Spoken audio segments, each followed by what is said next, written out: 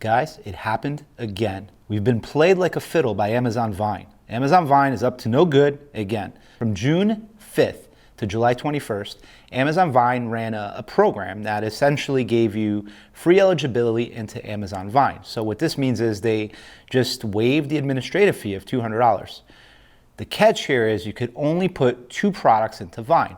So most times, I mean, it depends on you, but for the most part, it's a good idea to do 10 all the way up to 30 products if you're going to actually enroll your product into Vine.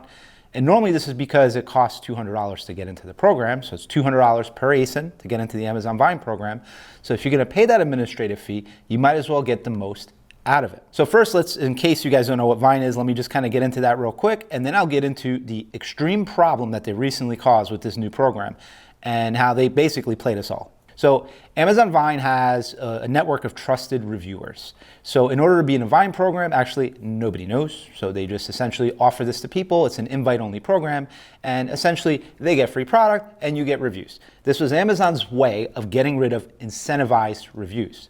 So by them getting rid of incentivized reviews, they essentially incentivize reviews their own way.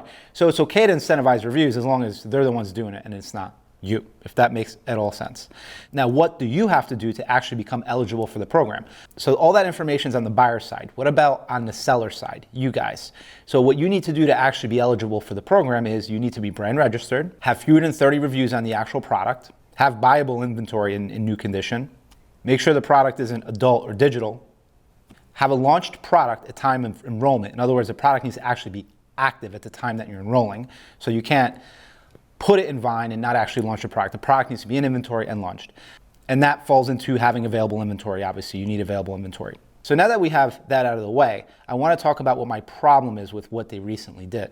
So essentially, they limited you to 2 products. And if you go ahead and look at some of the different rules and regulations for Vine, which you actually have to really dig down deep into the Q&A section to find this section that says each ASIN can only be enrolled in Vine once.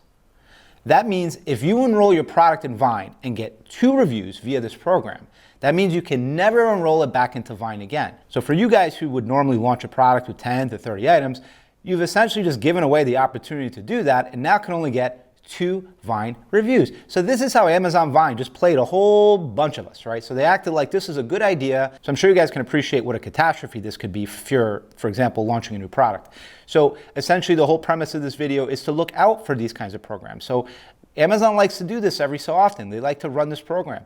And I've actually reached out to certain people at Amazon, account managers, even their Instagram, to get a little bit of additional information where a program like this is essentially something that they can make an exception on. And I've gotten either a no or no response whatsoever. So that doesn't work. So the purpose of this video is to basically inform you guys of that. And when they do run these programs, which they will in the future, please know what you're getting yourself into and actually don't even participate, because if they're going to limit you to 2 product reviews, I think that's a problem. And I think anybody should be launching with more than 2 products on Vine. Guys, what do you think? Do you think Amazon did this on purpose? You think they were purposely deceptive, or was this an honest mistake? Let me know down in the comments.